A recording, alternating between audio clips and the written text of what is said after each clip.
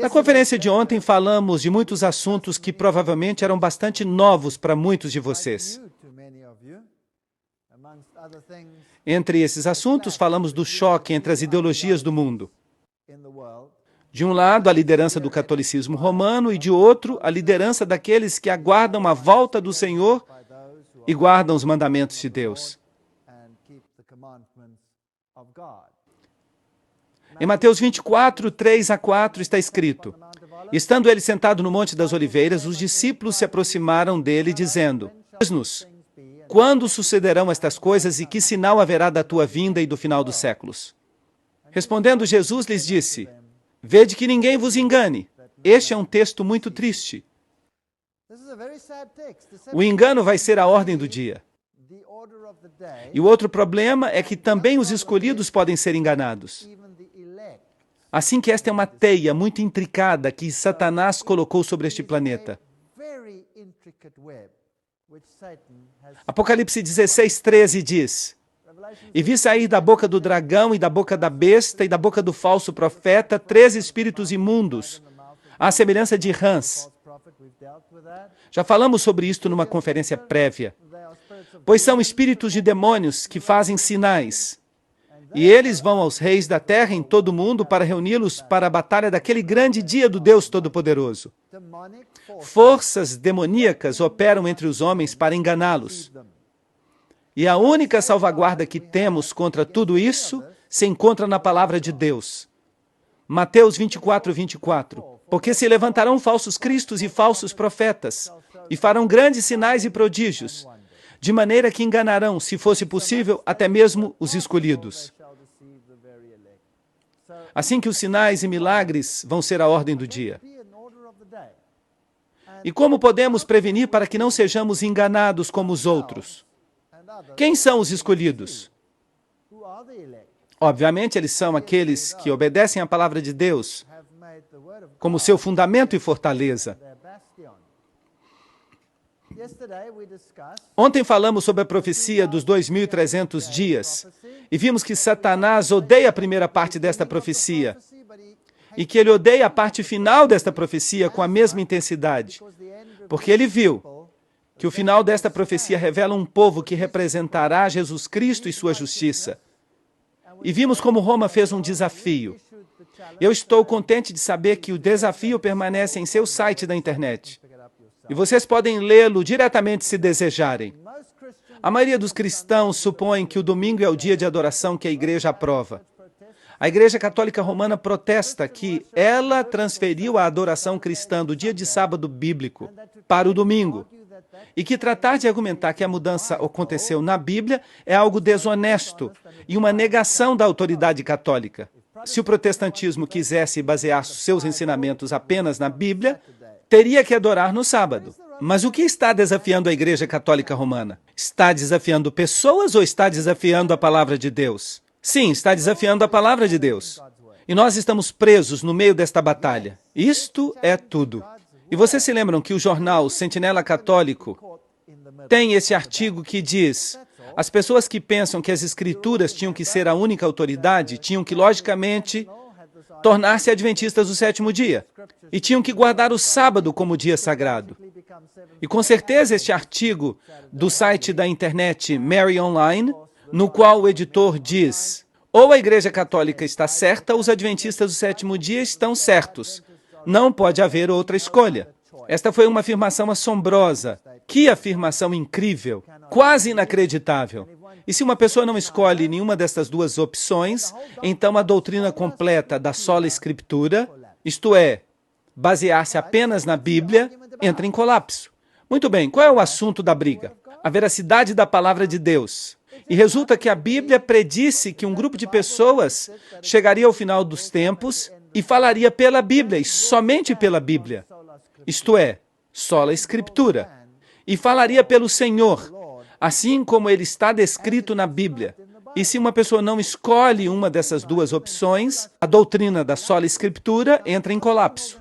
Agora, o que faz uma organização que não se baseia na Bíblia, isto é, na sola escritura, para se defender contra as falsas doutrinas? O que sobra quando se tira a palavra? A tradição. E se ela não é suficiente para convencer as pessoas, do que se necessita? Necessita-se de sinais e de milagres. Necessita-se de acontecimentos que convençam as pessoas que esta é a verdade. Desde 1844, estamos vivendo no tempo do juízo. E a base do juízo, vocês se lembram? São Tiago 1:25. Aquele que olha atentamente a perfeita lei da liberdade e persevera nela, não sendo um ouvinte esquecido, mas praticante da obra, este será bem-aventurado em tudo o que faz. E Santiago 2:12, assim falai e assim procedei, como os que haveis de ser julgados pela lei da liberdade. Mas agora há duas leis no mundo hoje em dia, dois grupos de leis. Um grupo de leis se encontra na Bíblia e o outro grupo de leis se encontra onde? Quem fez esse outro grupo de leis? O catolicismo romano.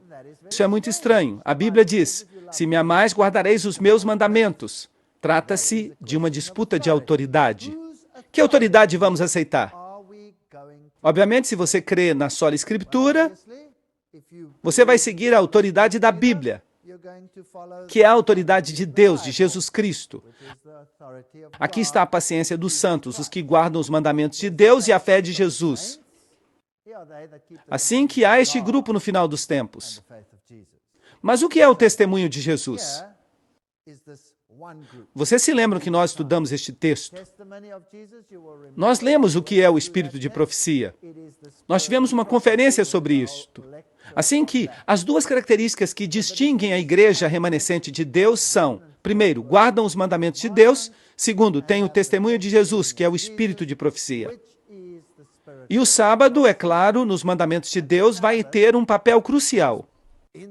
Eu lhes dei os meus sábados para que servissem de sinal entre mim e eles, para que soubessem que eu sou o Senhor que os santifica.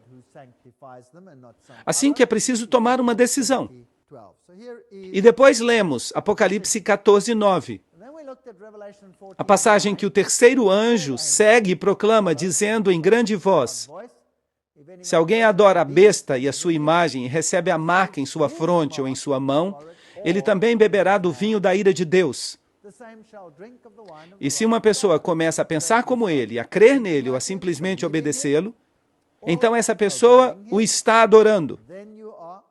E depois esta ira da qual falamos vai ser derramada. Assim que o vinho da ira de Deus será derramado. E haverá uma terrível consequência por causa desta ação. Mas nós já falamos de tudo isto. Assim que eu estou dando apenas um breve resumo, antes de preparar um marco para estas duas organizações, estas duas ideologias que entram em conflito. O Papa tem o poder de mudar tempos, anular leis e dispensar todas estas coisas, ainda que sejam os preceitos de Cristo. Esta é uma de suas epístolas decretais. E, obviamente, se uma pessoa crê somente na Bíblia, na sola Escritura, essa pessoa dirá que isto é presunção, que não é bíblico. Mas é claro, a Igreja Católica alega que a mudança foi feita por seu intermédio e que este fato é uma marca de seu poder eclesiástico e autoridade em assuntos religiosos. Assim que dizem, fomos nós que mudamos. O domingo é nossa marca de autoridade. O conflito entre o sábado e o domingo é o ponto em questão. E como já falamos, é o assunto do dia que coloca em dúvida a autoridade de Deus. Ou é a Bíblia somente, sola Escritura, ou as palavras de outro sistema, isto é, o catolicismo. A igreja é superior à Bíblia, dizem eles, assim que o ataque é contra Deus e contra a sua palavra. E não temos que ver este ataque como um ataque pessoal. E a quem o diabo odeia mais do que todos no universo? A Cristo. Este é um ataque contra Jesus Cristo e contra ninguém mais. É um ataque violento e total contra ele. E esta transferência da observância do sábado é a prova disto. Assim que vamos dar uma olhada na definição de verdade. A lei é a verdade. Salmo 119, 142. Tua justiça é justiça eterna e tua lei é a verdade. Ok, Salmo 119, 151. Tu estás próximo, ó Senhor, e todos os teus mandamentos são verdade. E a palavra é verdade. João 17, 17. Santificai-os na tua verdade, a tua palavra é a verdade. E aqui vem a outra definição. E depois, Jesus é a verdade. João 14:6. Jesus lhe disse, eu sou o caminho, a verdade e a vida. Ninguém vem ao Pai senão por mim. Esta é a doutrina bíblica. E não podemos fazer algo para comprometê-la. Se a pessoa crê somente na sola Escritura, na Bíblia apenas, não pode deixar que isto seja comprometido.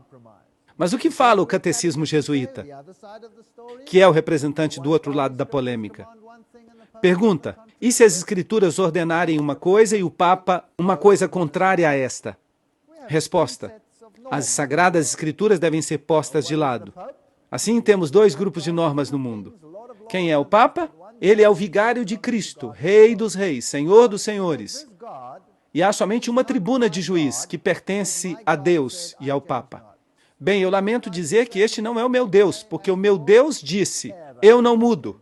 Jesus Cristo, o mesmo, ontem, hoje e para sempre. E eu não vou mudar. E ele definitivamente não vai permitir que o seu vigário deixe as Escrituras de lado. Será que ele permitiria isso? Eu tenho as minhas dúvidas. E quer gostemos ou não, o mundo inteiro se encontra de um lado ou do outro desta polêmica. Agora, vocês se lembram de que Maria é a mediatrix, a mediadora no catolicismo? Em 1854, o Papa declarou que Maria era imaculada. Em 1951, o Papa Pio XII definiu e recomendou a doutrina da assunção corporal de Maria. E a doutrina basicamente diz que o pecador que se aventura a ir diretamente a Cristo chega com temor e apreensão de sua ira. Deixem que somente utilize a mediação da Virgem com o seu filho. E tudo o que ela tem que fazer é mostrar àquele filho os peitos que lhe deram de mamar. E sua ira será imediatamente apaziguada. Esta é uma afirmação terrível que se originou no catolicismo. E estas são as afirmações feitas pelos santos católicos romanos. Aquele que não tem acesso a Maria, cai e está perdido. Maria é chamada de a porta para o céu. Jesus disse, eu sou a porta. E aqui eles dizem que Maria é a porta. Porque ninguém pode entrar nesse reino bendito sem passar por meio dela. Agora, por acaso Jesus não disse o oposto disso? A via de salvação está aberta somente aos que passam por meio de Maria. A salvação de qualquer pessoa depende do fato de esta pessoa ter recebido o favor e a proteção de Maria. Aquele que está protegido por Maria será salvo. O que não está protegido se perderá. A nossa salvação depende de ti. Deus não nos salvará sem a intercessão de Maria. Mas a Bíblia diz que só há um intercessor entre Deus e o homem. Jesus Cristo, homem. Isso não está correto? Assim que as duas ideologias não estão de acordo. E estão colocando Jesus de lado no mundo. Estão ridicularizando a Jesus. A palavra é ridicularizada. Cada aspecto da palavra, prestem atenção. O aspecto científico da palavra vem sendo ridicularizado no mundo hoje em dia. Sim ou não? Claro que sim. A evidência arqueológica da palavra está sendo ridicularizada no mundo hoje em dia? Claro que sim. E os aspectos históricos da palavra estão sendo ridicularizados? Sim. E os aspectos da salvação descritos na palavra estão sendo ridicularizados? Sim. Tudo está sendo ridicularizado. De fato, está cada vez mais difícil que alguém diga sola Escritura, somente a Bíblia, sem que seja chamado de lunático. Não é isso mesmo? Se alguém diz, eu creio que Deus criou o mundo em 6 dias, está louco. Não é isso que estão dizendo agora? Acreditem em mim, é isso mesmo. Jesus Cristo é claro e simples, mas Maria é um tema totalmente diferente. É interessante ver que ela tem todos esses martelos e essas coisas ao redor, todos esses símbolos maçônicos. Embora que na Virgem mais abençoada a Igreja já tenha alcançado essa perfeição pela qual ela existe, sem mancha ou ruga, os fiéis ainda lutam para vencer o pecado e aumentar sua santidade. E é aí que eles voltam seus olhos para Maria. Nela, a Igreja já está totalmente santa. E esta não é uma fonte qualquer. Este é o Catecismo Oficial Católico Romano, artigo 829. E o artigo 971 fala sobre a devoção à bendita Virgem. Todas as gerações me chamarão bendita. A devoção da Igreja à bendita Virgem é parte integrante da adoração cristã. A Igreja corretamente honra a bendita Virgem com especial devoção. Desde os tempos mais antigos, a bendita Virgem foi honrada com o título de Mãe de Deus. E quais são os tempos mais antigos? Bem, se este é um documento cristão, não deveria dizer pelo menos desde a era cristã? Sim ou não? Oh, não. Isto vem dos tempos mais antigos. Assim que a quem eles estão verdadeiramente honrando? A Ísis ou Diana, como queiram vocês chamá-la. E para a proteção de Maria vão os fiéis. Recorrem a ela em todos os seus perigos e necessidades. Assim que as pessoas vão a Maria. Esta devoção muito especial se diferencia da maneira essencial da adoração que se dá à palavra encarnada e igualmente ao Pai e ao Espírito Santo. E alimenta grandemente esta adoração. As festas litúrgicas dedicadas à Mãe de Deus e à oração mariana, como o Rosário, que é a essência de todo o Evangelho, expressam esta devoção à Virgem Maria. E eu não reescrevi isso. Eu escaneei do catecismo. É exatamente o que o catecismo diz. Entretanto, a Mãe de Deus, em glória, na glória que ela possui, no corpo e na alma, no céu, é a imagem e o começo da igreja. Eu creia que a igreja era o corpo de Cristo. Não é isso que a Bíblia diz? A igreja, como será aperfeiçoada no mundo vindouro, da mesma maneira ela resplandece na terra, até o dia em que o Senhor regressará. Um sinal de uma esperança certa e ânimo para o povo do Deus peregrino. Há duas esperanças. Assim que o Papa oficialmente honra Maria neste assunto. Os protestantes dizem, não adoro Maria, mas o que fazem eles? Eles obedecem o decreto papal. Assim que, a quem estão eles de fato obedecendo? A Jesus Cristo ou a sua divindade? Por todas as partes do mundo se erigem estátuas gigantescas de Maria. 500 mil de peregrinos esperarão a Madonna, a Virgem, porque creem em seus milagres. E há santuários marianos por todo o mundo. Este aqui está na Áustria. E se vocês o visitarem, verão estas coisas. Coisas que eles penduram por ali, muletas e outras coisas, de pessoas que supostamente foram curadas por Maria. Este pobre homem católico aqui acaba de fazer sua confissão neste santuário mariano. E aqui se diz, Maria ajudou. E dependendo de quantos pecados se tenha, há várias cruzes nesta igreja pequena. E a pessoa pega uma dessas cruzes e depois cumpre a sua penitência desta maneira. Assim que se cometeu um pecado pequeno, pega uma cruz pequena e caminha 1 ou 2 vezes ao redor da igreja. Se a pessoa cometeu um pecado grande, pega uma cruz grande e caminha 15 vezes ao redor da igreja. Será que isso é bíblico? Claro que não. Mas o movimento mariano é incrivelmente forte. Este homem aqui é Maximilian Kolbe. Ele é o fundador dos Cavaleiros da Imaculada. E o seu alvo, o alvo de seu sacerdócio, é levar avante a causa de Maria. Aqui há uma história fascinante sobre as visões de Maria e o que ela conseguiu. A mulher Eva desempenhou um papel decisivo na queda da humanidade por meio de sua desobediência a Deus. E por causa do desejo de se exaltar a si mesma. A mulher Maria desempenha um papel decisivo na salvação da humanidade por meio de sua obediência a Deus. Isso não coloca o Evangelho de trás para frente? O Papa Paulo VI, em sua encíclica de 1967, Signum Magnum, identificou a Senhora de Fátima como a representação bíblica da mulher vestida com o sol. Bem, aqui onde o conflito começa, Maria diz, em uma visão de Fátima, ela diz, eu sou a Virgem do Apocalipse. Agora, este é um lado da polêmica. Mas nós vimos que a Virgem do Apocalipse é quem? A igreja. A igreja que guarda os mandamentos de Deus e tem o testemunho de Jesus. E essas duas opiniões não podem estar certas ao mesmo tempo. Claro que não. Apocalipse 14:6. Vi voar por meio do céu outro anjo que tinha o evangelho eterno para pregar aos moradores da terra, a toda nação, tribo, língua e povo. Vai haver um povo que representará a Jesus Cristo, dizendo em grande voz, temei a Deus e dai-lhe glória. Masculino, porque a hora do seu juízo chegou. E adorai aquele que fez os céus e a terra, o mar e as fontes das águas. Assim que esta organização diz, Deus é o Criador. A Igreja Católica diz, o Gênesis é sem sentido. E é oficial. A Igreja Católica oficialmente renunciou à interpretação literal da criação, colocando o Gênesis como algo totalmente sem sentido. Assim que o pensamento do Vaticano evolui. Aqui está a revista Time. O Papa dá sua bênção à seleção natural, apesar de dizer que a alma do homem ficará ainda além do alcance da ciência. Duas ideologias. Uma que diz Deus e a outra que diz isto não tem sentido. O que faz isto a palavra de Deus? Ele está dizendo, a palavra de Deus está totalmente sem sentido. E vejam esta manchete, o Papa João Paulo II diz, e a Bíblia não tinha razão. E isso diz o periódico Osservatório Romano, que é o porta-voz oficial da Igreja Católica Romana. Ele diz que o darwinismo está correto e que a Bíblia não tem razão.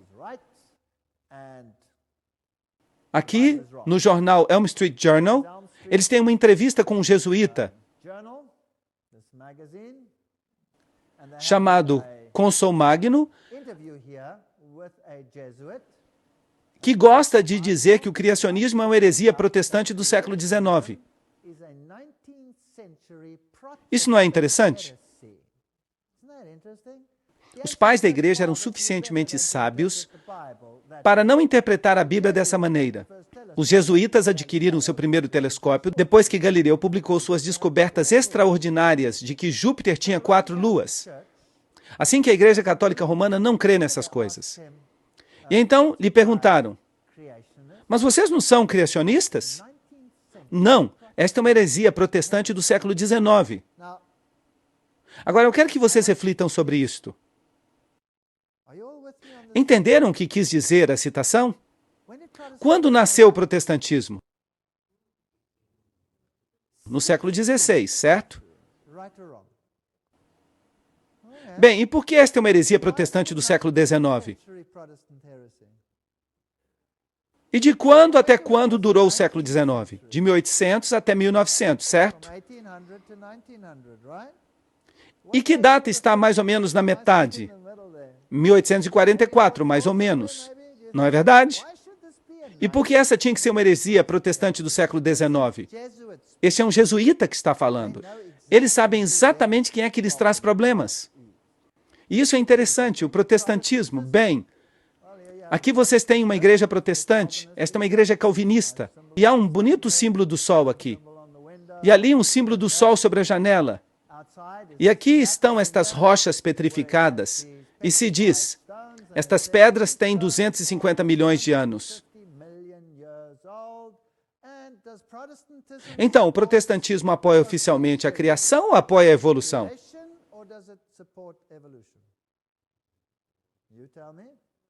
Digam vocês, apoia a evolução. Cada sínodo principal de cada igreja protestante no mundo já oficialmente aceitou o relato da evolução, dizendo que, de alguma forma, ele precisa ser incorporado ao relato bíblico. Assim que nós temos um problema. Até a igreja reformada holandesa oficialmente aceitou o evolucionismo. Bem, aqui estou eu na maior igreja protestante da Suíça. A denominação se chama Die Evangelische Kirche, para os que entendem alemão. Vocês podem ver algumas belas placas aqui e outros quadros interessantes de pendurados na parede. E esse é o seu Criador. E agora, quem é ele? Este é Brahma, que respira para dentro. Agora, esta é uma história espantosa. Eles me convidaram para dar uma série de palestras sobre a evolução e a criação na Suíça. E eles alugaram esta sala, simplesmente porque era uma sala bela. Era apenas uma sala alugada da igreja. E eu ia falar sobre a evolução e sobre a criação. E então nós distribuímos convites. Todos foram convidados. E depois, no dia anterior ao início das conferências, o pastor desta igreja veio nos ver e perguntou, bem, vocês sabem, até agora eu ainda não tinha pensado nisso, mas sobre o que vocês vão pregar? Vocês vão falar sobre a criação ou vão falar sobre a evolução? O que vocês vão fazer? E eu lhe disse, nós vamos mostrar que Deus é o Criador. E ele me disse, bem, então acabou. Desculpem, mas já não posso mais alugar esta sala, nós vamos cancelar o aluguel da sala. E eu disse, bem, isso é muito interessante, porque nós temos um contrato. E pagamos o aluguel desta sala de conferências. E nós já enviamos milhares de folhetos que custaram muito dinheiro. E se vocês agora vão cancelar a sala de conferências, bem, vocês agora vão ter problemas, porque vocês vão ter que nos reembolsar por todos esses gastos. E vão ter que arranjar um jeito de avisar a todos os que foram convidados para que eles vão a outro lugar que vai ser alugado. E isto é justo se vocês vão cancelar a sala, só por essa razão. Assim que eles começaram uma discussão, e saia muita fumaça da cabeça deles, e eventualmente eles resolveram o problema.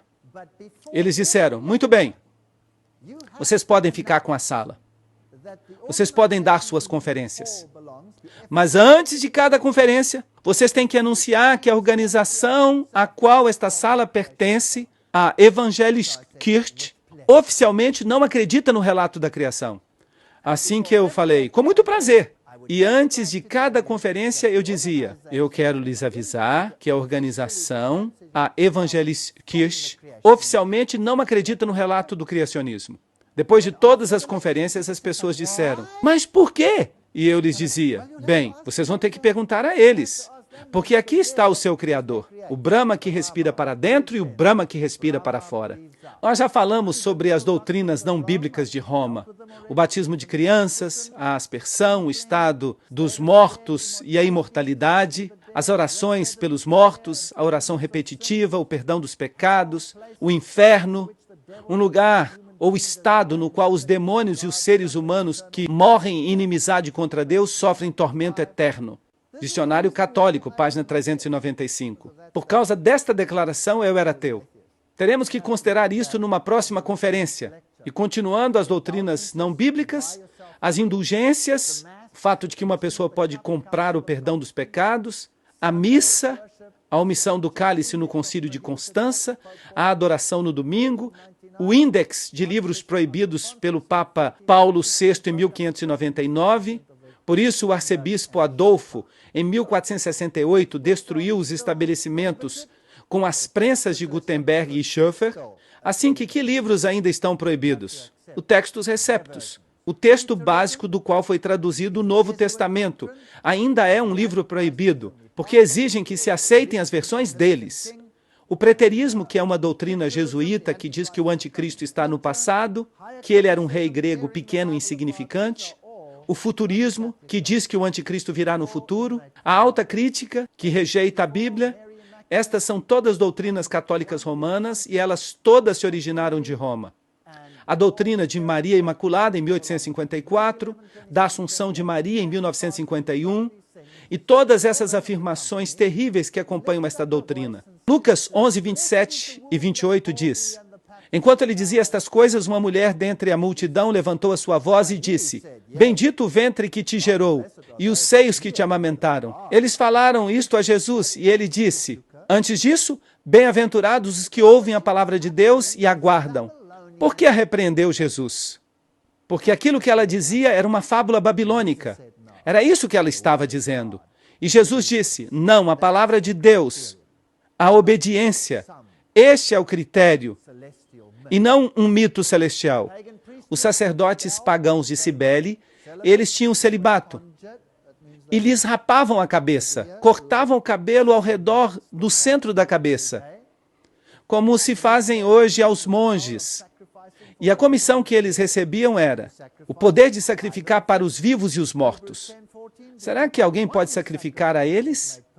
Hebreus 10, 14 diz, porque com uma só oferenda aperfeiçoou para sempre os santificados. De modo que não há nenhuma doutrina bíblica sequer em toda a sua teologia. E como eles resolvem este problema? Vejam o que diz o teólogo Karl Rahner. Ele é atualmente o líder da Congregação para a Doutrina da Fé. Isso significa que ele é o cabeça da Inquisição neste momento. E ele diz que nós somos movidos de maneira mais rápida e eficaz por essas intervenções divinas, que nós chamamos de aparições, do que pelos ensinamentos abstratos dos teólogos informados ou do que pela hierarquia da igreja. Incrível, fascinante. Então, o que é que nos move? As aparições, elas nos guiam. E os ensinos dos teólogos? Esqueçamo-nos deles. Assim que se a pessoa não tem a Bíblia, ou se a Bíblia foi corrompida, bem, isso é tudo o que sobra. Isso é tudo o que sobra. E assim que ocorreram aparições marianas assombrosas no mundo. Estas são as aparições marianas que foram aprovadas pela Igreja Católica. Nossa Senhora de Guadalupe, em 1531, aprovada. Nossa Senhora de Guadalupe significa aquela que pisa na serpente. Isso não é interessante? Quem é que pisa na serpente? Jesus pisa na serpente. E depois esta aqui que é fascinante, porque a data é tão interessante, 1846. Vocês sabem que eu me entusiasmo um pouco com estas datas. Em La Salette, na França, foi aprovada pela igreja, e ela disse, Lúcifer foi solto no ano de 1864. Isso é interessante. Na verdade, ela disse que ele seria solto naquela data. Mais ou menos é o que ela disse. Lourdes, na França, em 1858, aprovada. Eu sou a Imaculada Conceição. Esta é uma mentira descarada. O único que foi sem pecado foi Jesus, ninguém mais. A Bíblia diz que ela era uma mulher debaixo da lei. Isso significa que ela estava debaixo da mesma condenação da lei, como qualquer outra pessoa. Ela era pecadora, mas o seu filho não era. E depois temos a Pommern, na França, 1871, que também foi aprovada. Fátima, Portugal, em 1917, também foi aprovada. E ali Maria se chamou a si mesma de Rainha do Rosário. E estas três crianças, Lúcia, Francisco e Jacinta, Lúcia viveu para ver o cumprimento de todas as suas mensagens, como já uma senhora muito velha. E depois a aparição na Bélgica, de 1932 a 1933, aprovada. Eu sou a Mãe de Deus, a Rainha do Céu, orem sempre. E ali temos o restabelecimento da deusa Ísis. E depois temos Garabandal, na Espanha, em 1961.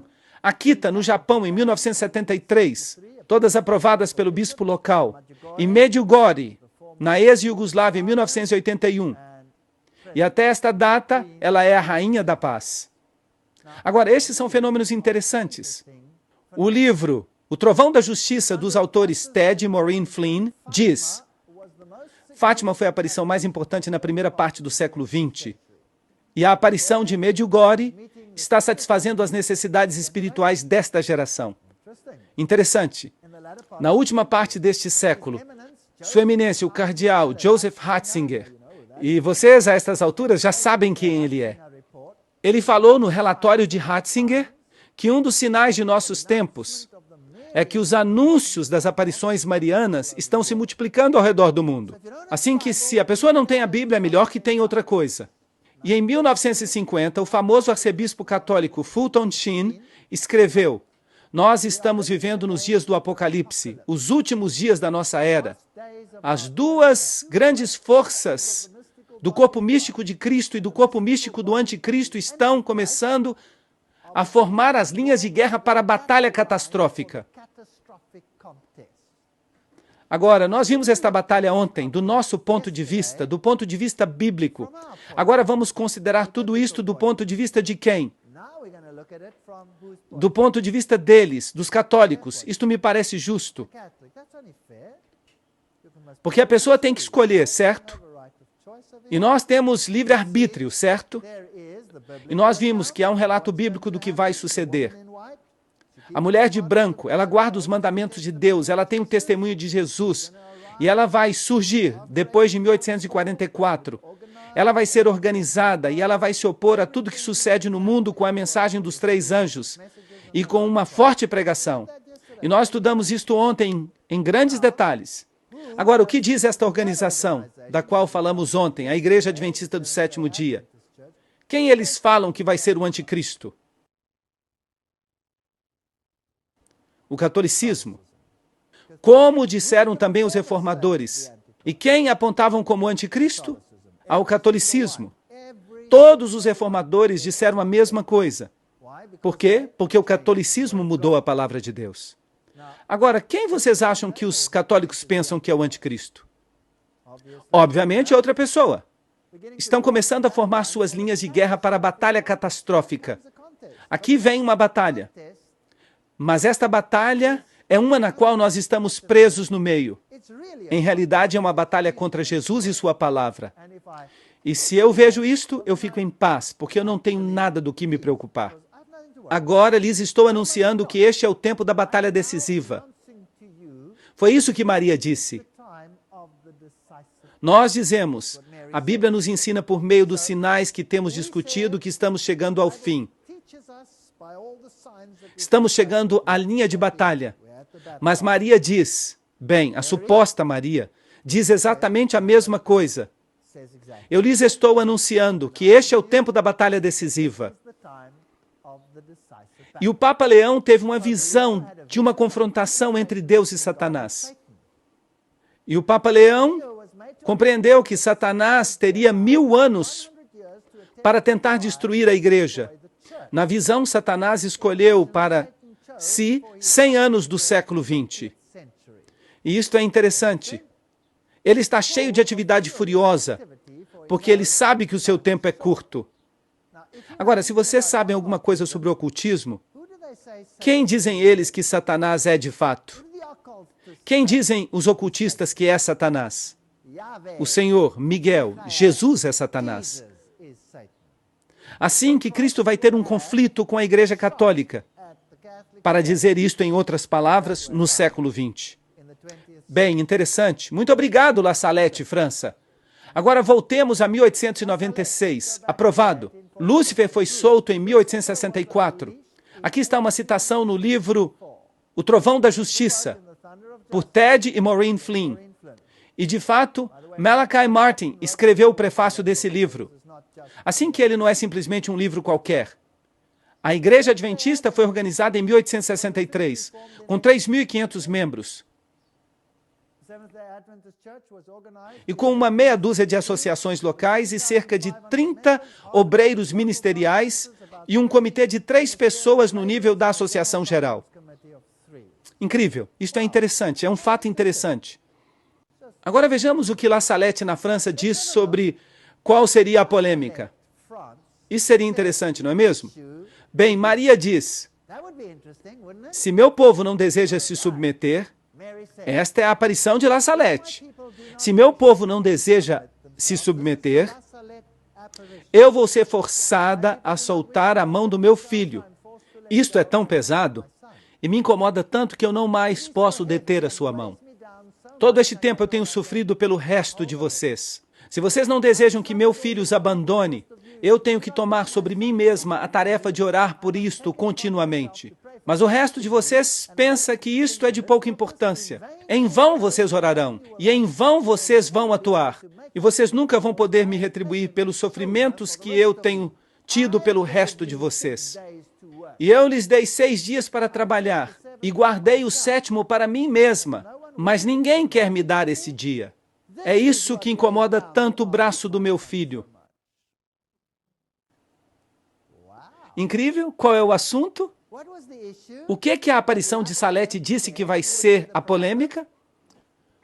O sábado. Mas agora, que sábado? Se vocês estão do lado dos adventistas do 7º dia, qual é o sábado? O 7º dia seria o sábado, segundo a Bíblia. Mas, se vocês estão do outro lado, o suposto lado de Maria, que dia você pregaria então? Obviamente o domingo. Agora, não é interessante que La Salette diz que Satanás foi solto agora e que o assunto é o sábado? O que vocês pensam sobre isto? Será que é pura coincidência? O Papa Pio IX, em sua carta encíclica de 15 de agosto de 1854, disse: as doutrinas ou extravagâncias absurdas e errôneas em favor da liberdade de consciência são um dos erros mais pestilentos. Uma das pestes que mais se deve temer no Estado. O mesmo Papa, em sua encíclica de 8 de dezembro de 1863, amaldiçoou aqueles que defendem a liberdade de consciência e de culto, como também a todos quantos asseveram que a igreja não pode empregar a força. Bem, quem começou a fazer isso de maneira pública nesta data? Quando foi constituída a Igreja Adventista do Sétimo Dia? 1864. E como consequência de suas ações, estas cartas encíclicas começaram a ser escritas, sobre as quais nós falamos ontem. Os visionários católicos e suas previsões. Este é um tópico que necessitamos analisar em detalhes. Assim que agora estabelecemos o marco. As linhas de batalha foram formadas. 2 grupos foram formados. Um grupo que tem por base os mandamentos de Deus e a palavra de Deus e a centralidade de Jesus Cristo. E o outro grupo que tem por base os sinais, as maravilhas, os milagres, os mandamentos da igreja e as aparições como apoio, porque não existe apoio bíblico para eles. E nós teremos que fazer a nossa escolha.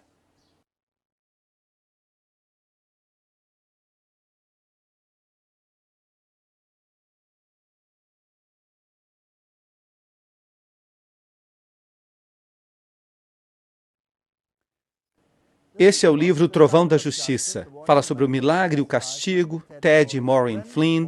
O prefácio é de Malachi Martin. Vamos ler este prefácio rapidamente, ele é muito interessante. O Trovão da Justiça. Somente um cristão muito distraído e inconsciente terá evitado receber pelo menos uma débil impressão por causa do longo verão quente de 1993.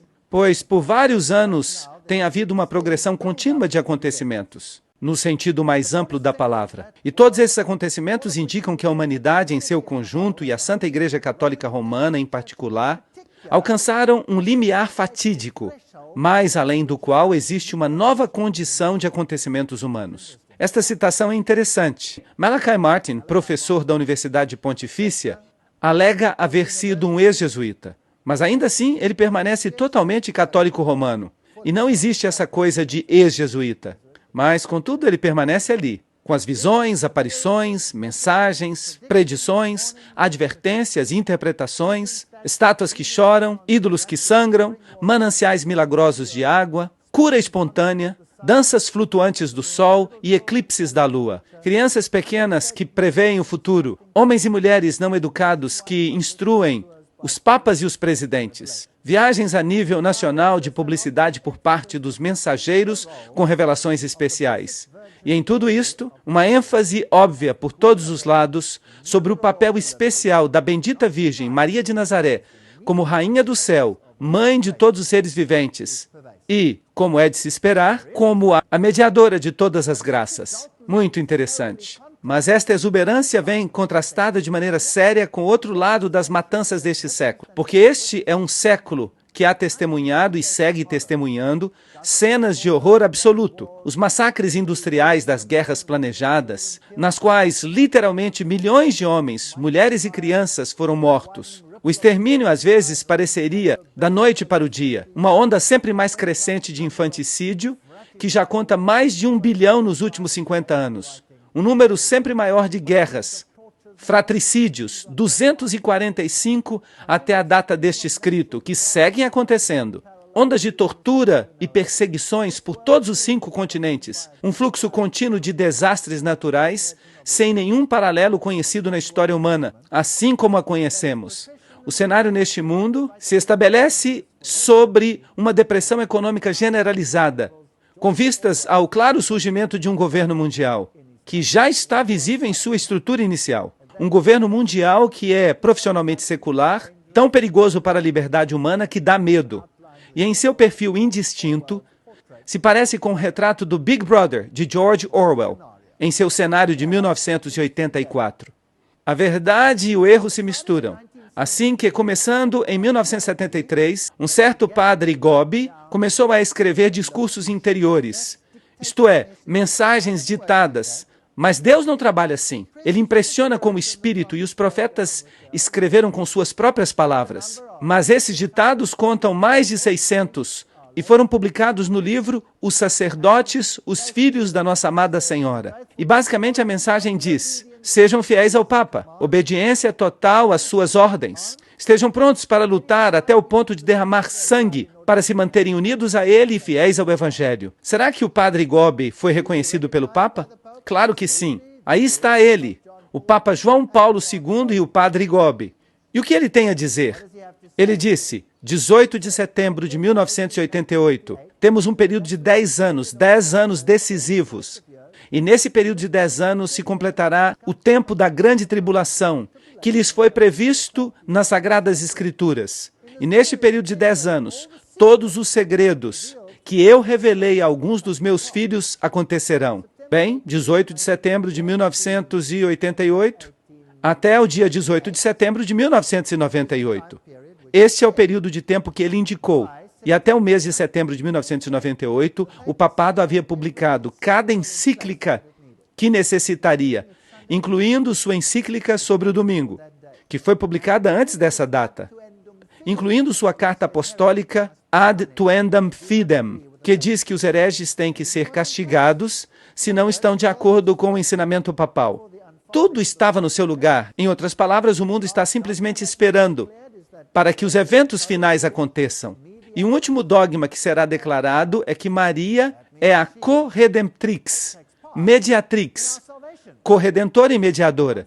E isso significa que ela participa na nossa salvação. Um erudito comenta que o título advogado é quase unicamente utilizado para Maria, e não para os santos, e que é particularmente apropriado para Maria. Isto é interessante, porque a Bíblia diz que só há um homem que pode nos salvar. Temos um advogado junto ao Pai, Jesus Cristo, o justo, 1 João 2:1. Será que aqui fala Maria?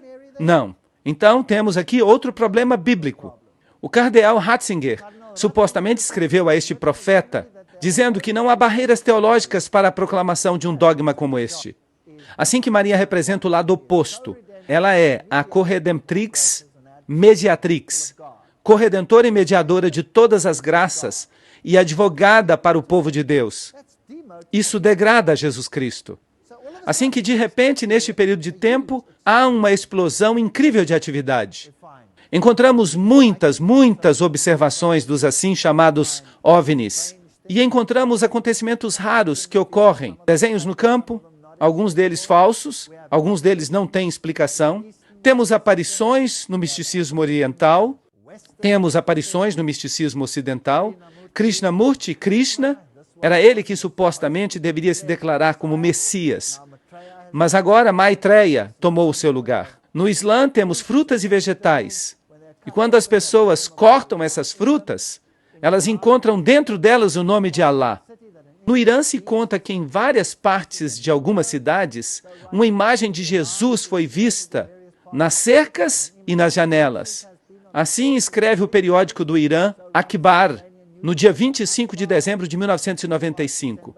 Em Zeitun, no Egito, as aparições de Maria foram vistas sobre as igrejas, e milhares de muçulmanos ficaram assombrados por causa disto. As estátuas começaram a sangrar. O padre Anastácio, um grego ortodoxo, foi um dos primeiros a ver isso. E depois esta senhora aqui, Amida, uma muçulmana, ela viu as lágrimas que corriam pelas estátuas e ela disse, era belíssimo, era belíssimo. Benjamin Creme começou a difundir suas histórias do Maitreya, e depois disso o Maitreya começou a aparecer. Assim que temos as imagens de Maria, temos a luz que emana das imagens japonesas de Bodhisattva, os milagres do leite no hinduísmo, os milagres muçulmanos, e um monte de milagres que de repente ocorrem em todo o mundo.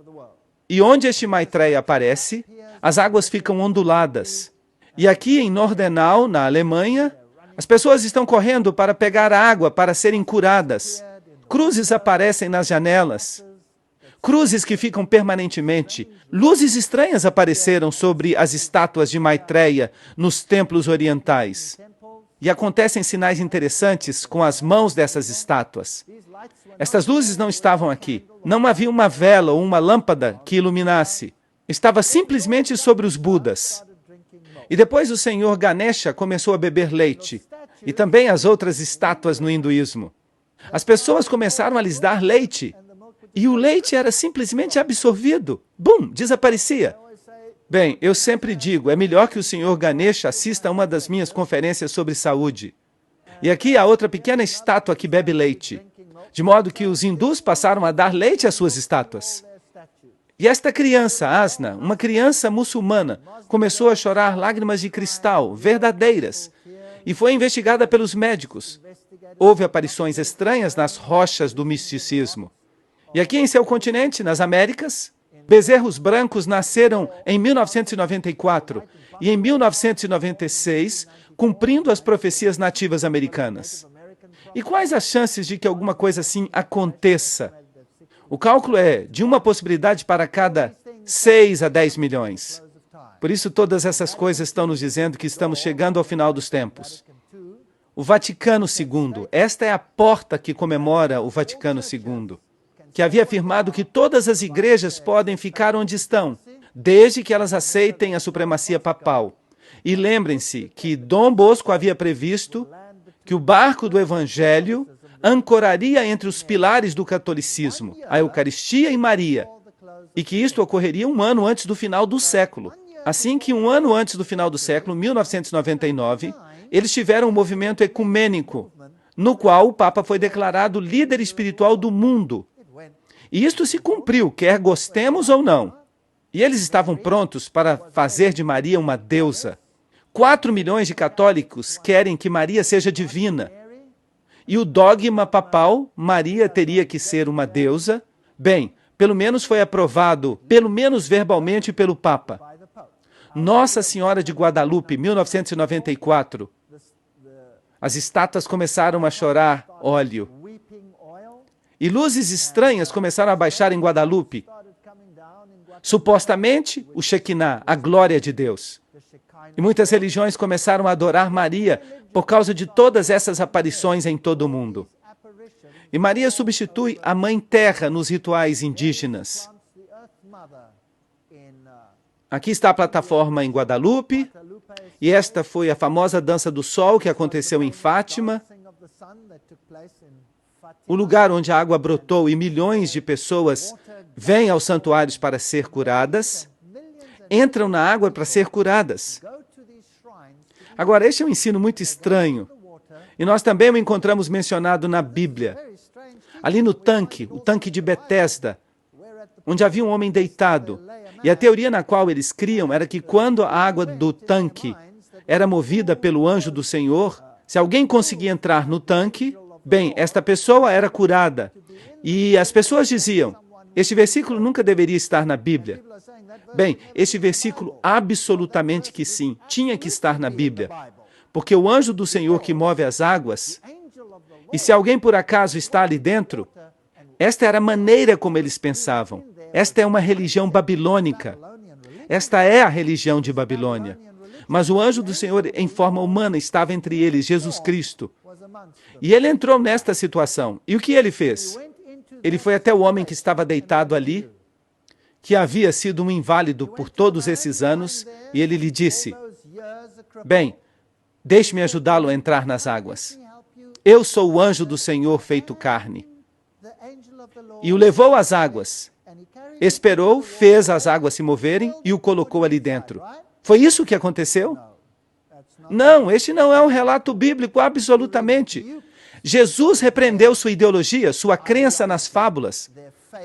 Porque Deus não trabalha assim para dar sua graça a uma pessoa, movendo as águas por acaso. E assim, as pessoas não têm que entrar na água. As pessoas não têm que fazer peregrinações para serem salvas. Não. Ele reprovou tudo isto. Ele foi até o homem e disse, queres ser salvo? Queres ser curado? Então, levanta, toma o teu leito e anda. E isto ocorreu no dia de sábado. E que tumulto causou Jesus, eliminando todas essas crenças absurdas com um só milagre. Mas Maria é honrada mais do que Jesus. Isso é certo. Isso é tudo o que vocês vão ver que o Papa fará. E depois, quando ocorreu o processo de Roe contra Wade aqui nos Estados Unidos sobre o assunto do aborto, a França explorou essa arma nuclear. E na nuvem, as pessoas viram a imagem da cruz e a aparição de Maria, que mirava para baixo até a cruz. E estas são as crianças pequenas de Garabandal, na Espanha, Lúcia e Jacinta, tombadas em um estado de êxtase, tombadas em visão. E notem que seus olhos estão fechados. Isso não é interessante? Todo tipo de coisas interessantes. Crianças pequenas em visão. As mensagens advertem que as pessoas da Terra estão se transformando em um mar de libertinagem, confusão moral e espiritualidade profundamente obscura. Se as orientações e conselhos do céu não forem escutados, o Padre Eterno, na Trindade, será deixado sem nenhuma outra alternativa, a não ser forçosamente recordar à humanidade suas obrigações por meio do castigo. Vai acontecer uma grande confusão sobre esta terra. Agora, não é estranho que se permita ao mundo fazer todo o mal que queira? Abortos. E a única voz que se escuta a favor da moralidade é a voz de quem? Qual é a única igreja que com voz alta diz: não, não, vocês não podem fazer isso? Roma. Roma. Por isso todo o carinho vai para Roma. As pessoas já não leem a Bíblia. Elas olham os milagres, os sinais, os portentos de uma voz enganadora. Aqui Vássula começou a escrever automaticamente com a mão. Mas Deus não atua dessa maneira. Ele não toma sua mão e dita. Mas foi assim que muitos dos escritos da nova era foram criados. E aqui há uma entrevista entre o padre Laurentin e Vássula. Como recebes as mensagens? Elas me são ditadas. Mas você disse que a sua mão se movia de alguma maneira? Sim, isto ocorre de maneira simultânea. Primeiro, ele move a minha mão sem ditar, etc, etc. E depois Maria disse, haverá um sinal. Esta é Medjugorje, na Iugoslávia. Maria apareceu ali dando mensagens ao mundo. E ela disse, haverá um sinal que será dado aos ateus. Os fiéis já receberam sinais, e agora haverá um sinal para os ateus. Assim que haverá algum tipo de sinal permanente. E aí estão as criancinhas de Medjugorje. Foram elas que tiveram uma visão. Em 7 de dezembro de 1974, Maria se revelou ao padre Gobi, porque ela escolhe os pequeninos. Eu, a mãe da igreja, estou pessoalmente intervindo e começando o meu trabalho de salvação. E eu estou começando da seguinte maneira, com simplicidade, às escondidas. E de uma maneira tão humilde que a maior parte das pessoas nem se dará conta. Mas estes meus filhos sabem que esta sempre foi a maneira em que sua mãe atuou. Como? Às escondidas. E este é um fenômeno interessante. Como se chama o último livro da Bíblia? O Apocalipse, que quer dizer revelação. Aqui temos duas maneiras de operar, e elas são opostas uma à outra. Uma se chama às escondidas, e a Bíblia a chama de mistério, Babilônia, a grande. E a outra se chama Apocalipse, revelação. O que Deus quer que você saiba. Fátima, Garabandal, Medjugorje, Argentina. Jesus supostamente disse, vocês precisam aceitar a minha mãe. Vocês precisam escutar a minha mãe na totalidade de suas mensagens. E as almas virão a mim por meio de seu coração imaculado. Eles colocam a Jesus de lado. Os visionários de Medjugorje. Estas são pequenas aparições aqui de Maria. Ali outras aparições. Esta aqui aconteceu no Arizona. Um homem viu um arbusto cheio de flores. Sua esposa não conseguia ver as flores. Então ele tirou uma fotografia para ela. E quando revelaram a foto, não havia flores. Mas estava Maria do Rosário atrás do arbusto. Outra aparição. Luzes apareceram sobre as igrejas em Medjugorje. A imagem de Maria apareceu em cima. E havia luz que emanava de suas mãos. Estava em pé sobre a lua. Esta é a imagem básica que sempre aparece. E havia estranhos raios de luz por toda parte. Aparições estranhas sobre as nuvens. Algumas delas muito claras, como esta aqui. Jesus com uma coroa de espinhos. O rosto aparecendo sobre estes lugares. Luzes estranhas por onde as pessoas caminham. Pilares de luzes. Esta mulher está parada ao lado de um pilar de luz que não existe. São Francisco é outro que aparece regularmente. O companheiro de quarto de Loyola. E onde os dois jovens aparecem juntos nos sítios, estas luzes estranhas aparecem no céu. As cruzes aparecem no céu. As aparições são vistas e onde elas aparecem, as rosas florescem no meio do inverno. Coisas muito estranhas. Estas luzes aqui baixam do céu como fogo, que passa através das pessoas. Eu não sei se vocês conseguem ver bem, mas há um casal jovem que está parado aqui e uma luz que passa por eles como uma flecha e passa por uma Bíblia ou algo que eles têm em sua mão. Passa através disso.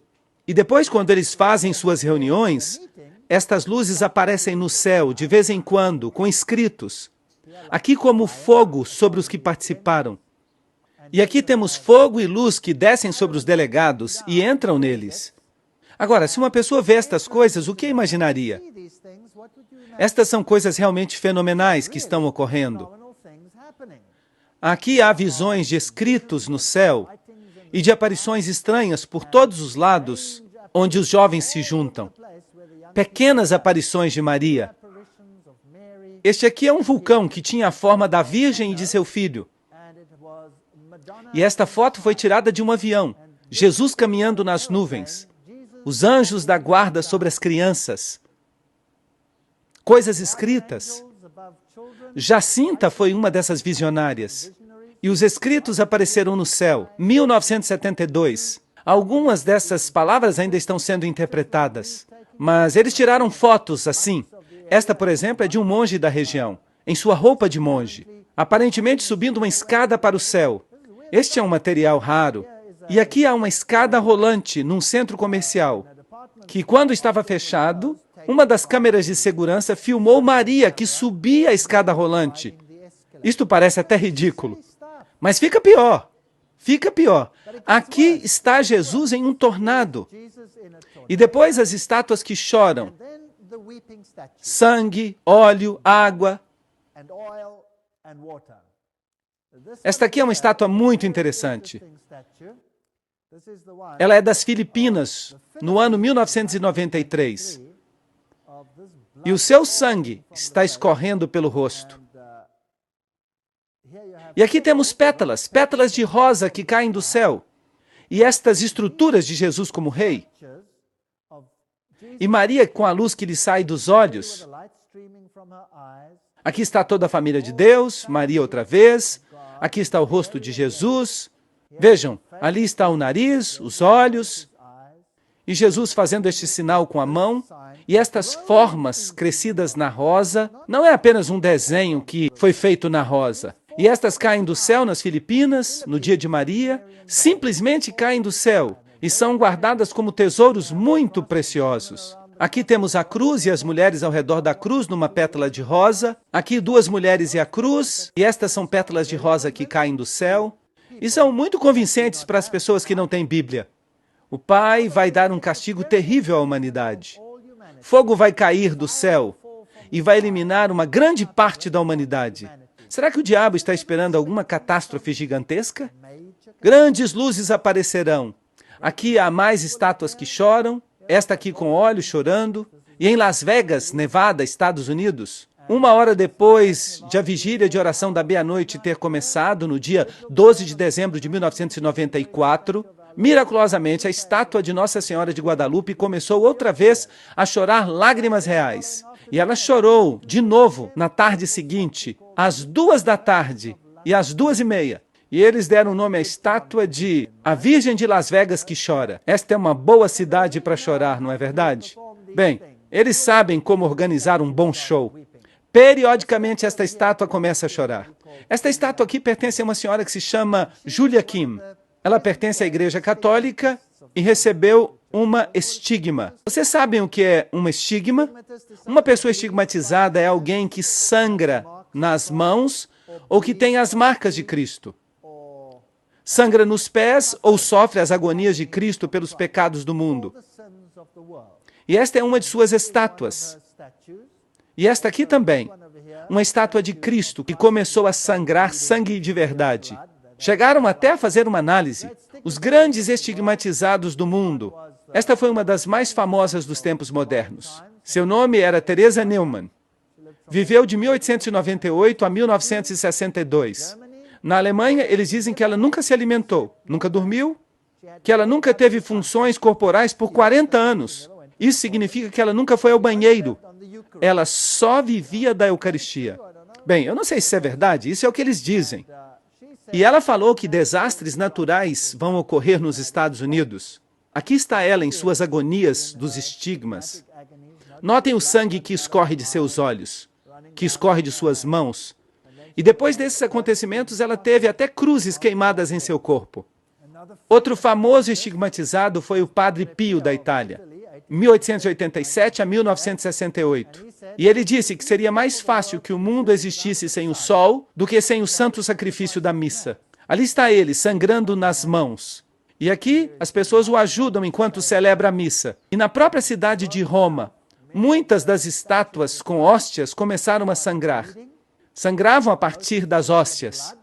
E quando eles celebravam a missa, a própria hóstia se transformou em sangue. Esta aqui, por exemplo, aconteceu em 1991. E aqui está outra que se transformou em coágulo de sangue, enquanto celebravam a missa. E aqui está um sacerdote investigando uma das hóstias. E depois, algo muito assombroso aconteceu.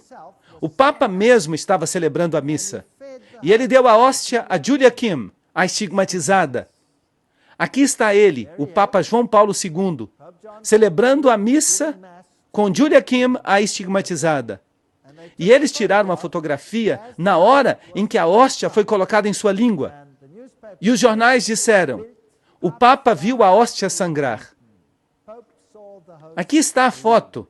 Ela se transformou em um coágulo de sangue em sua boca. Isto é bastante dramático. E a pergunta é, será que vem de Deus ou vem de outro lugar? É bastante dramático.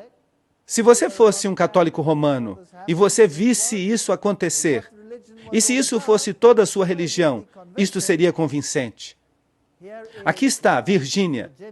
Ela é uma estigmatizada. Este sacerdote também é estigmatizado. Esta jovem aqui vive na Irlanda e ela sofre terrivelmente. Ali os seus pés estão sangrando e suas mãos estão sangrando. E a mesma coisa acontece com a cabeça. Assim que Julia Kim é uma estigmatizada dos dias presentes. E Christina Gallagher é outra estigmatizada dos nossos dias. E aqui Julia Kim está sendo abençoada pelo Papa. Aqui ela recebe uma medalha da parte do Papa. Ela também tem visões. Visões que falam sobre a Igreja Católica Romana. Aqui está ela com o núncio papal, isto é, o representante do Papa. E aqui ela está com um cardeal nas Filipinas, em 1992. Vejam que não são pessoas de pouca importância no catolicismo romano. Estas pessoas foram abençoadas pelo próprio Papa. Foram honradas pelo próprio Papa. Foram condecoradas pelo próprio Papa com medalhas. Estas são pessoas de importância. Esta mulher aqui é Catalina, da Bolívia. Ela vive na Bolívia, na América do Sul, e ela sofre terrivelmente quando ela recebe os estigmas. Suas pernas incham, suas mãos incham, e ela tem que ficar na cama. E toda vez que ela recebe os estigmas, as estátuas começam a sangrar. E o sangue começa a escorrer de muitos crucifixos que existem nesta região. Esta mulher é da Inglaterra. Ela também recebia escrituras automáticas. Era também estigmatizada e uma vez ficou muito enferma e acabou morrendo por causa disso. Aqui está outra vez Christina Gallagher e ali ela tem marcas da coroa de espinhos. E esta mulher aqui é a irmã Ana Ali, da Nigéria. Em nossos dias, há um estigmatizado em cada continente. E isto é muito interessante. Cada continente no mundo hoje em dia tem um estigmatizado na Igreja Católica Romana. Algo que nunca havia acontecido na história católica. E esta aqui, para mim, é a pior. Maria de Damasco. As estátuas aqui começam a sangrar. E da maioria delas escorre óleo. E analisaram o óleo.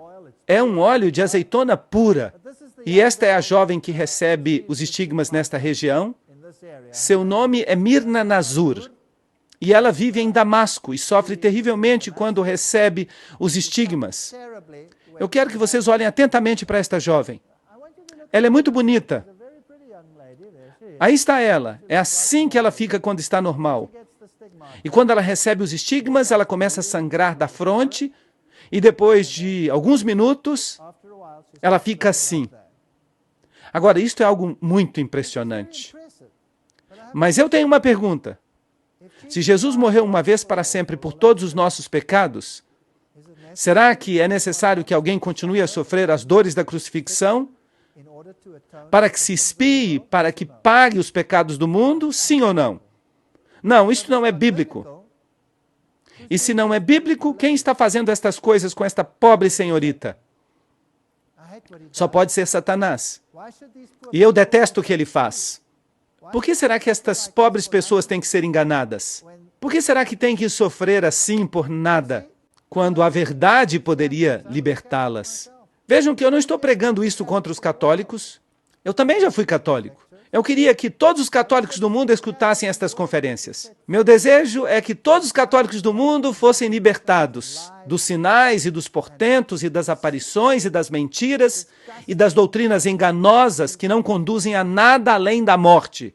Mas por que teriam que ser enganados? Ela sangra dos pés, ela sangra das mãos. Será que isso é justo? Será que é certo? E as estátuas que choram óleo? Estas análises são oficiais. É a forma mais pura de óleo que existe. Nem se consegue extrair de tão puro que é. Esta é outra jovem, está clara. Ela não recebe os estigmas, mas ela passa por grande agonia. E azeite puro escorre do seu pé. É muito difícil explicar isto, não é verdade? Aqui está o óleo que escorre. Ele também foi analisado. Cruzes por todos os lados, pessoas que supostamente foram curadas. Milhões de pessoas que estão fazendo fila para entrar na água. E depois, em 1996, a CNN apresentou uma notícia de que a Virgem Maria havia aparecido na fachada principal de um edifício na Flórida. E era um banco, surpreendentemente. E aqui está ela, um quadro permanente de Maria. E estas são as multidões que a adoram nesta região. E quando isso aconteceu pela primeira vez, os católicos começaram a rezar o rosário. E começaram a falar em línguas. Qualquer um que passasse por aqui começava a falar em línguas. E aqui esta jovem acabou convertida ao catolicismo. E esta forma apareceu em cima, entre essas pessoas.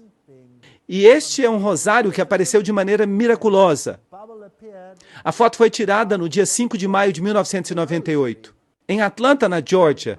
E uma mulher recentemente convertida chamada Jill de Taylorsville, da Carolina do Norte. Jill foi convertida ao catolicismo pela graça de Deus, por meio da intervenção de Nossa Mãe Celestial. E esta foto foi tirada depois de uma palestra que eu apresentei em Atlanta. E eu estava orando por ela e suas medalhas, quando um rosário em forma de coração apareceu entre nós na foto. Assim que estas são aparições de Maria, e os estigmas que estão acontecendo no mundo, por meio disso, o catolicismo recebe o crédito como se tivesse o selo divino. Este é o resumo de todas as previsões marianas. Ela diz, o Papa João Paulo II será o último antes dos eventos finais. Isto é interessante, vocês sabem, o diabo é um mentiroso, desde o princípio. Assim que eu não levo nenhuma de suas previsões a sério, eu não apostaria a minha vida nelas. Mas, seguramente, se o diabo conseguiu tanto excitamento, se ele tem envidado tantos esforços para enganar as pessoas, algumas dessas coisas devem de fato estar planejadas, de modo que vão acontecer de uma forma ou de outra. Mas de vez em quando ele comete um erro. O novo Papa será eliminado por um bispo convertido ao islamismo, que vai declarar que ele mesmo é o Papa. Bem, ainda não vimos isto. Eu não sei se isto é realidade, se isto vai acontecer ou não. A nova ordem mundial chegará e vai haver um castigo. Eu acho que ele está tentando explicar as pragas que vão cair. Quando ele tiver feito o que ele vai fazer, o verdadeiro Papa vai ser restaurado. A igreja vai reinar e Jesus vai voltar. Bem, eu creio que ele vai fazer um decreto de morte em uma dessas aparições. Assim que esta doutrina não é bíblica, está toda ao contrário.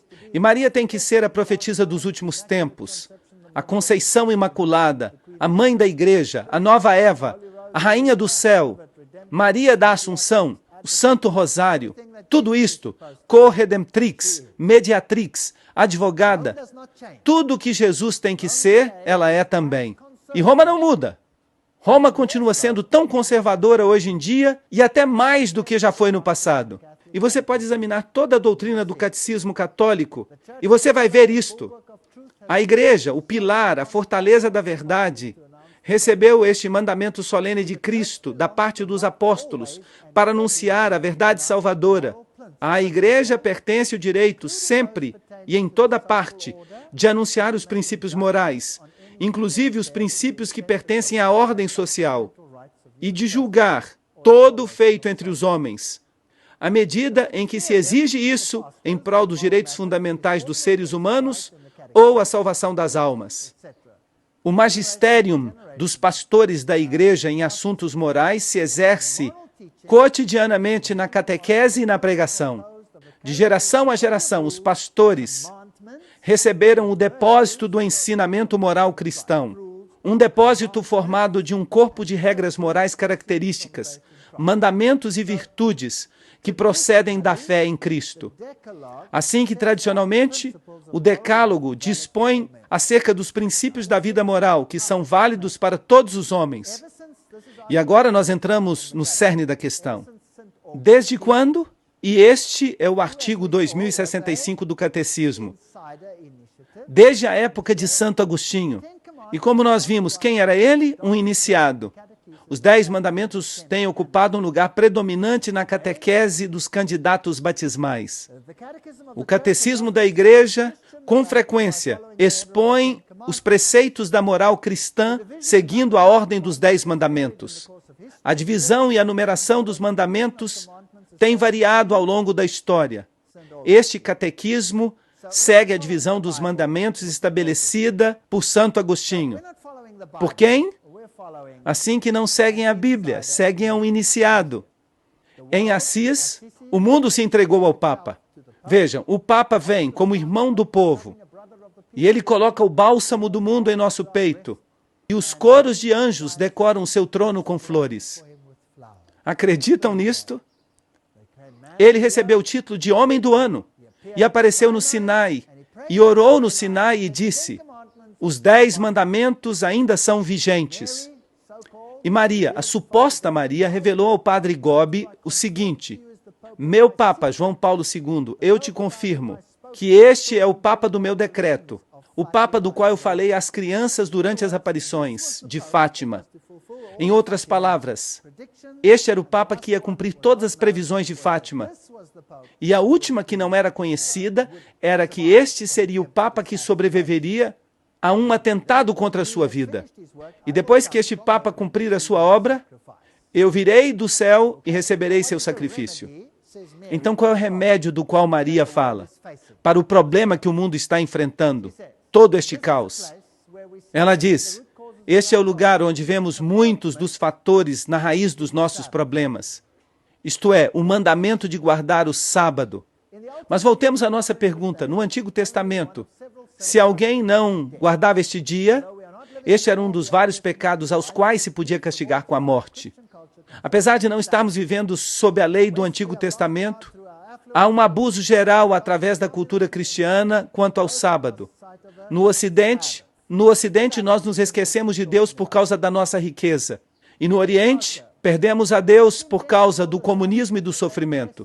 E nos dois casos, perdemos de vista o sábado. E de que sábado vocês acham que ela está falando? Bem, vamos perguntar para ela. A intenção de Deus para o sábado era que fosse um dia de repouso que honrasse a Deus por meio da adoração, da conversa, do ensino, do louvor. Hoje em dia, se uma pessoa se incomoda em ir à igreja, o domingo mesmo assim se converteu em uma rotina, com os fins de recreação, televisão, eventos atléticos, compras, etc, etc. E depois continua falando sobre o que as pessoas fazem nesse dia em particular. E aí ela fala de Medjugorje e dos mandamentos. Queridos filhos, hoje também quero lhes dizer, eu estou com vocês nestes dias agitados nos quais Satanás deseja destruir a todos. E vocês se lembram de quem no ocultismo está por trás deste nome? Ele quer destruir a tudo que eu e meu filho Jesus estamos construindo. E de maneira especial ele deseja destruir as almas. Ele deseja conduzi-los o mais distante possível da vida cristã e também dos mandamentos. Satanás deseja destruir tudo que é santo em vocês e ao redor de vocês. Por isso, filhinhos, orem, orem. Orem para que possam ser capazes de entender tudo que Deus está dando por intermédio de minha vinda. A vinda é de quem? É Maria que vem. Assim que a Igreja Adventista do Sétimo Dia diz, guardem os mandamentos de Deus. E a Igreja Católica, por meio de seus visionários, está dizendo, guardem os mandamentos de Roma. Não é isso que está acontecendo? E o Papa diz, certifiquem-se de que ninguém tenha que trabalhar no domingo, porque este tem que ser celebrado como o dia do Senhor. E vocês percebem que o sábado está se convertendo num assunto importante, que determina se reconhecemos a autoridade de Deus ou não. Não, não é apenas uma questão de um dia, é uma questão de autoridade. Na plenitude dos tempos vem um movimento e diz: guardem os mandamentos de Deus.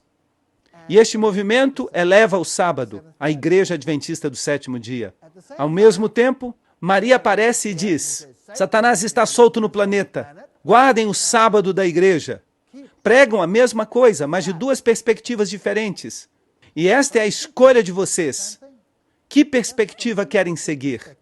E o único apoio que têm para esta doutrina são os sinais, os portentos, as aparições, as estátuas que sangram e as pessoas que sofrem. Este é o apoio que tem. Do outro lado, o apoio é: assim diz o Senhor. Esta é uma escolha, uma decisão que o mundo tem que tomar. E assim que não é surpreendente que nesta reunião de todas as religiões, da qual nós já falamos, que serão os cristãos fundamentalistas que serão condenados e que serão declarados extremistas, perigosos e cheios de ódio.